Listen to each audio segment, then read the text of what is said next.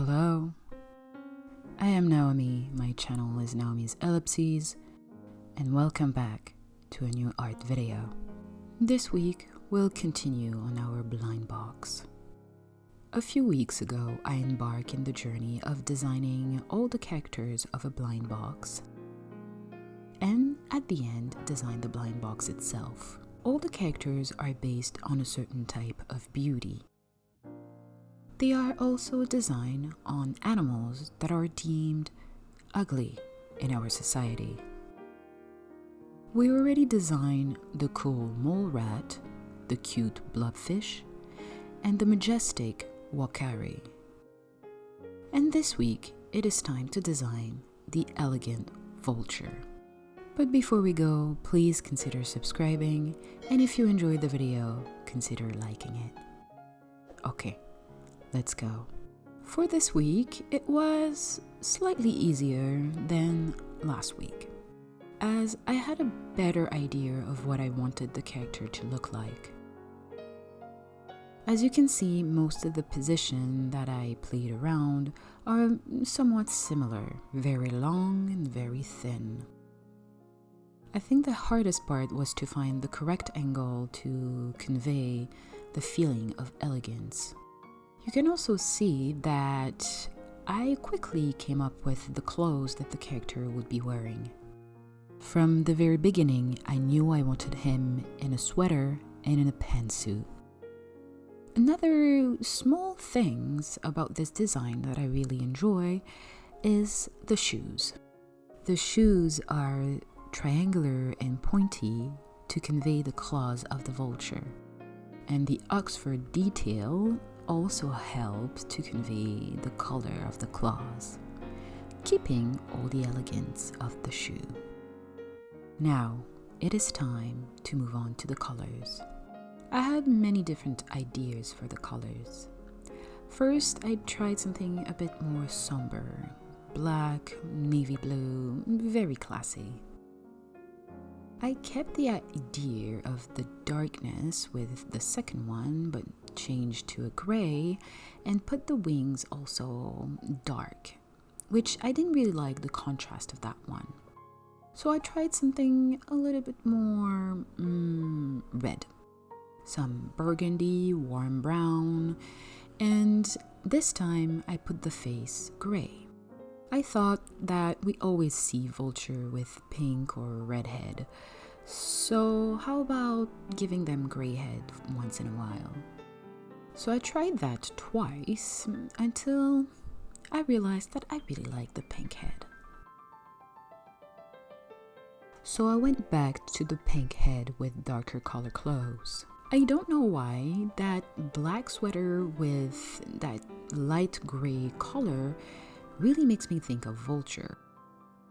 Even though weirdly, when I went online and looked for this type of black and gray color Vulture, I didn't find anything. So I don't know where this is coming from.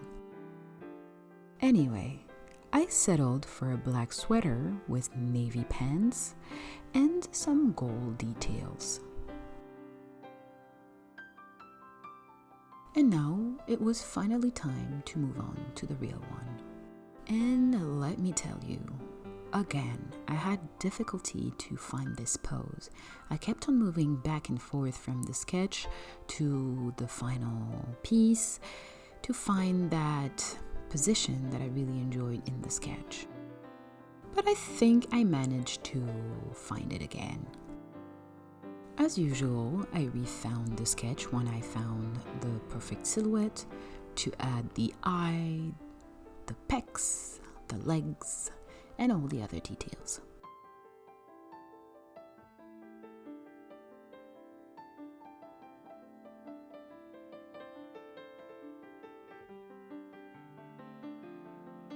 And now it was time to add the outline. I don't know if you've realized, but my Photoshop interface has changed since last time.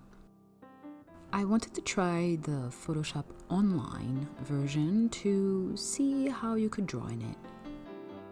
Honestly, it is often difficult to move to another program and this online Photoshop was no exception. It is very convenient when you're not at your computer with Photoshop installed, which was my case. I recently changed computer and had to readjust quite a lot. And this one does not have Photoshop yet. So instead of simply reinstalling Photoshop in my computer, I was like, let's try Photoshop online. I was pleasantly surprised to see how many things were available on this app. However, there were a lot of features that I needed to draw that were not available. For example, the simple detail of not being able to rotate your canvas was quite annoying when I was doing the outline and coloring the character.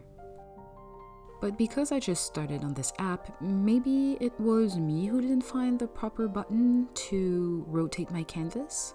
But for sure, the shortcut R did not work. Which also made me think that most of the shortcuts are not the same as in the regular Photoshop. Your zoom in and out is not Z anymore.